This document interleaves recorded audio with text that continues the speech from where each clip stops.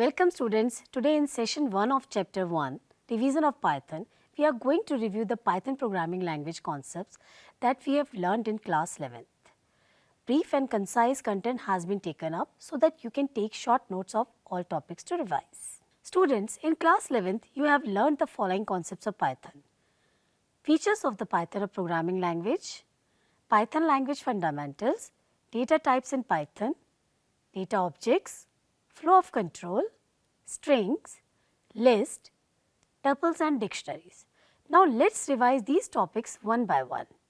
In session 1, we will cover up to flow of control. As you know, Python is developed by Guido van Rossum in late 80s.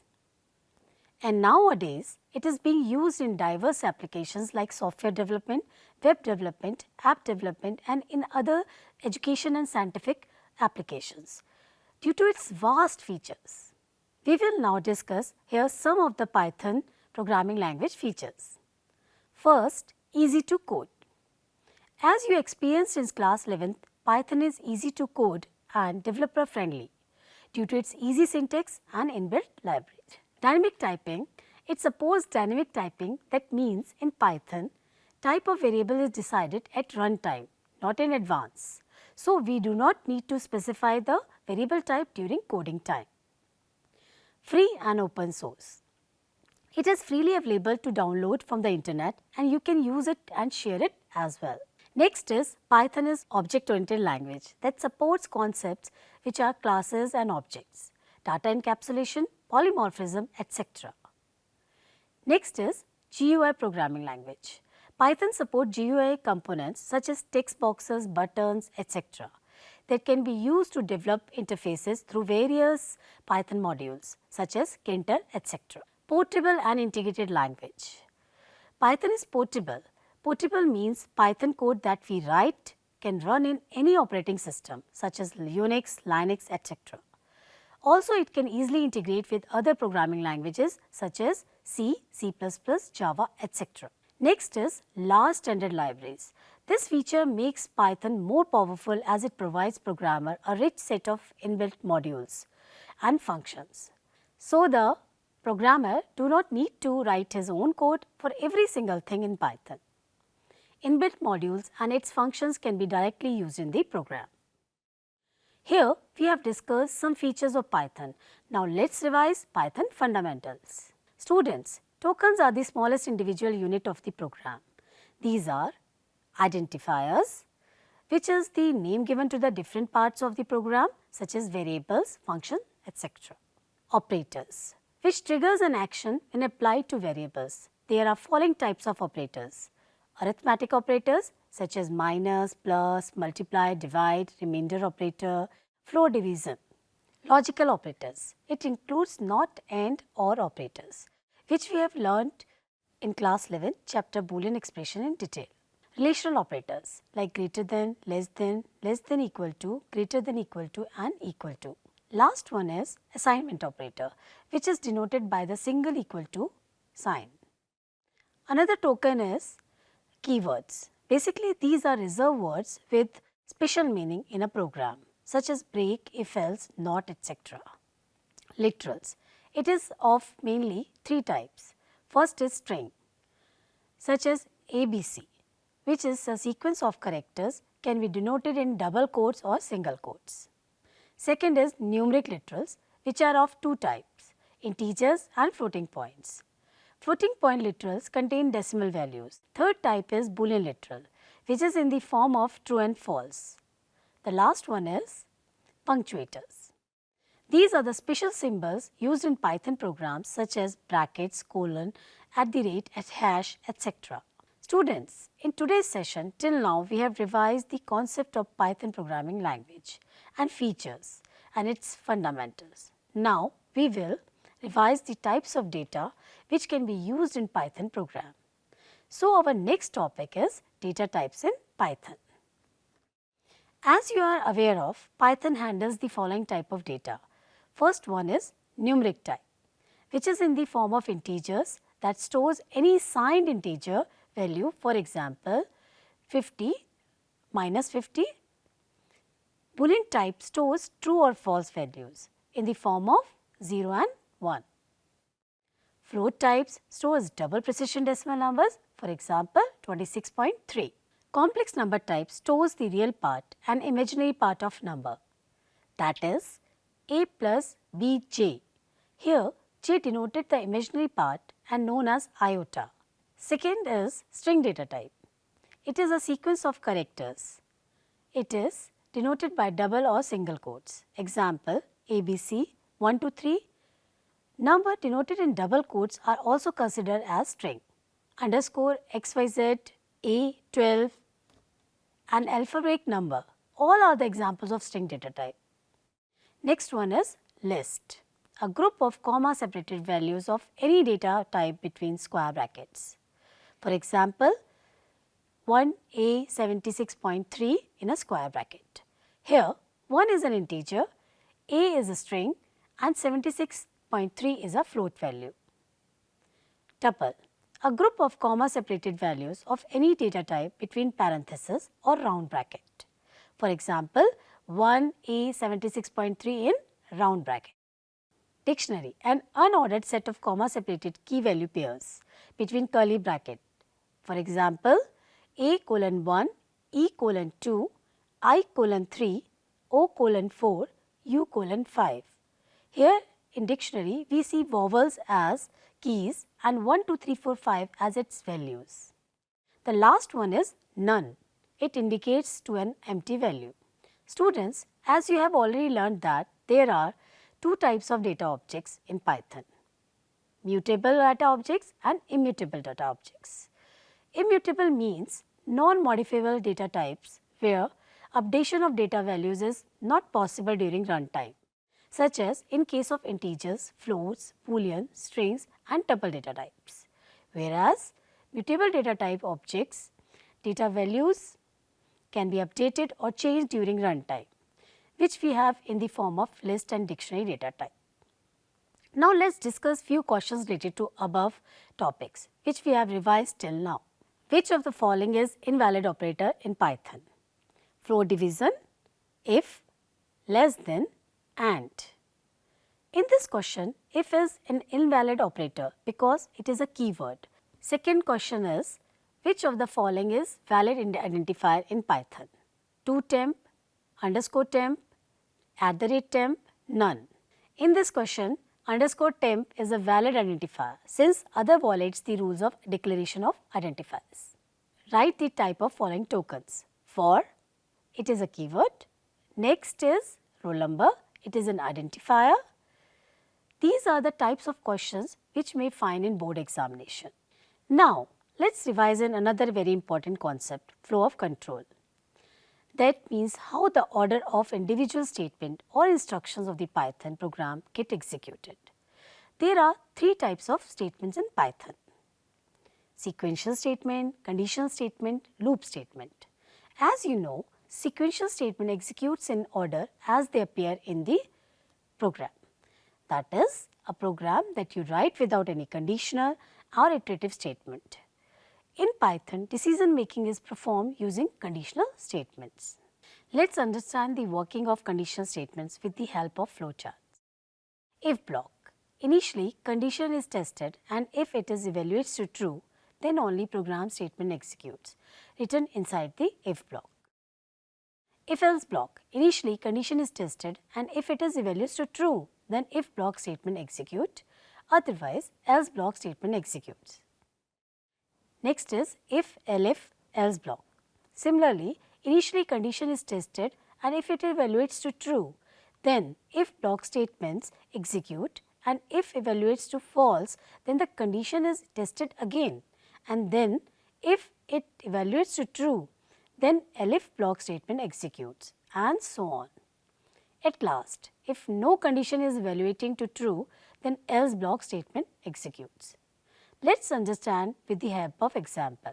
See, in this program, variable number is used to take any integer value from the user, and then it will be checked to know whether the number input by the user is 0 or a negative number or a positive number using if, elif, else condition statement. You can try this program in Python ideally or any other software like Jupyter notebook, thorny, etc., in which you are comfortable. Students, at times a task is to be repeated again and again. In such cases, conditional statement doesn't work.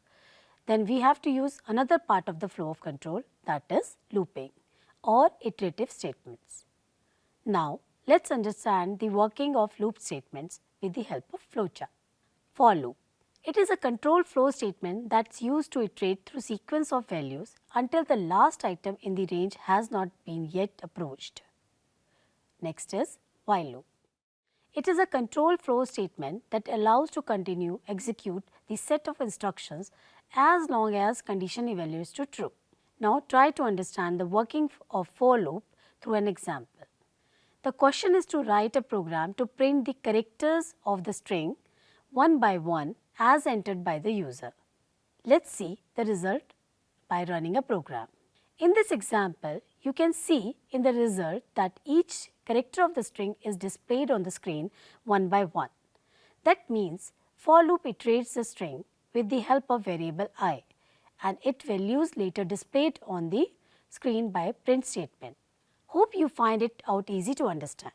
Students, now let's revise the use of range function in for loop.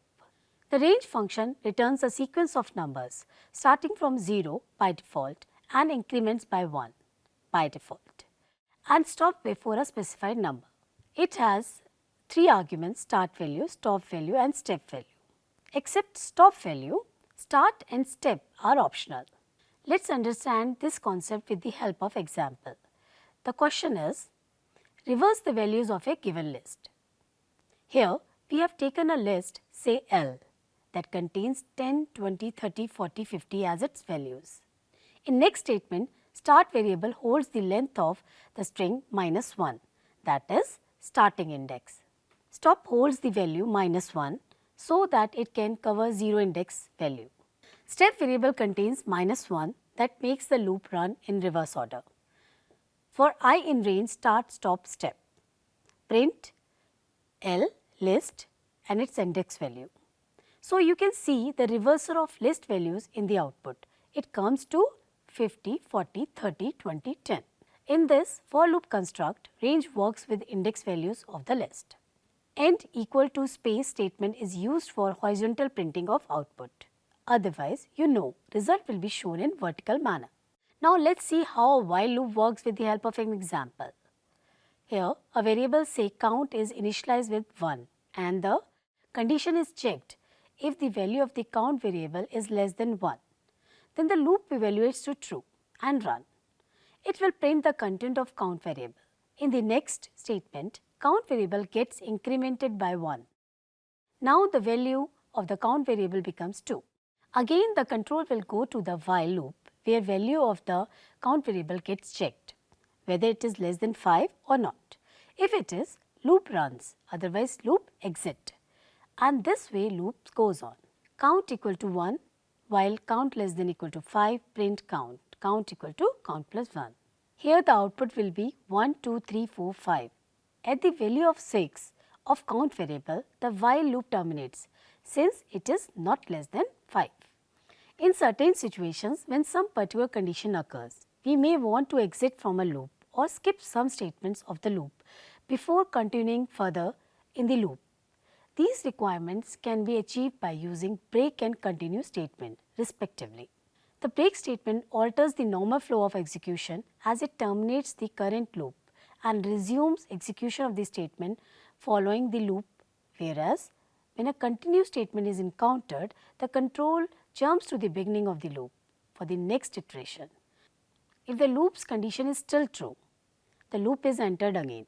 Otherwise, the control is transferred to the statement immediately following the loop. Now let's understand this concept with the help of examples. Here in this code snippet, the value 0 is assigned to variable num and it iterates through a loop till its values reaches to 5.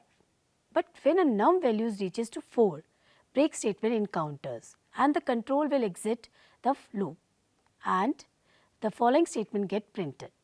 It shows that break statement terminates the loop unconditionally and pass the control to the end of the loop. Therefore, the output will come as num has value 1, num has value 2, num has value 3. Encountered break out of loop. Now student, once again let's summarize the flow of control statement with the help of its syntax and example. First statement of flow of control is if conditional statement. If block follows the condition and then the statement that you want to execute in a program, and else block includes the statement which will be executed if condition evaluates to false. See the example. It explains if age input by user is greater than equal to 18, then eligible to vote statement will be displayed. Otherwise, not eligible to vote will be displayed on the screen. Second statement is while loop. In this conditional statement, the test expression if evaluates to true, then the loop body executes till it met the condition. See the example here. When the count variable value is less than or equal to 10, then value of the count gets printed. Third statement is for loop. In this condition statement, the control iterates through the sequence of values till the last item in the range. See the example in which variable I iterates till the value 9 reaches, and this code snippet will print the numbers from 1 to 9. Hope all the concept of flow of control that you have learnt in class 11th is well brushed up. Now let's see the pattern of questions that comes in CBSE board examination. Rewrite the following code in the Python after removing all the syntax errors. Underline each correction done in code. Observe the error in the above code and underline it the way written below. TO2 equal to 30 for k in range 0 to 2. If k percentage 4 equal to 0, print k asterisk 4, else print k plus 3. Let's discuss one more question. In this question, you have find out the output of given code. Here, text1 variable contains the string value ind-23 and another text2 variable contains an empty string. Here, I variable is initialized with 0 value, while construct checks whether the value of variable I is less than the length of the string contained by the text1 variable or not. This condition will evaluate to true since 0 is less than 6, that is number of characters stored in text1 variable. In the next statement, if construct is checking whether the text1 variable contains the values from 0 to 9. If it is so, then the value will be incremented by 1 and stores in text2 variable. Otherwise, elif statement checks for whether the variable text1 contains the characters between A to Z. If it is so, the text2 stores the next character due to the statement text1 current index value plus 1. In case no condition will be satisfied, then else block executes and store asterisk in text2 variable. This way the output comes to nd-*34. Check it out yourself too. Students, now we are at the end of this session.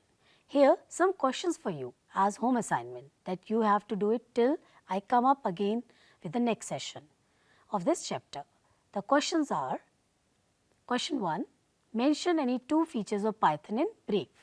What do you understand by dynamic typed language? Question number 3. Name any two mutable and non-mutable data objects. Question number 4. What is significance of jump statements? Question 5. Write a program to check whether a number is Armstrong or not. You can see an example on the screen of an Armstrong number 153 equal to 1 cube plus 5 cube plus 3 cube. It means if we take cube of each digit of a number and sum them, then it comes to a number itself. Please note all these questions and solve it. In the next session of this chapter, we will revise Python objects such as string, list, tuple and dictionary. Have a good day. Thank you.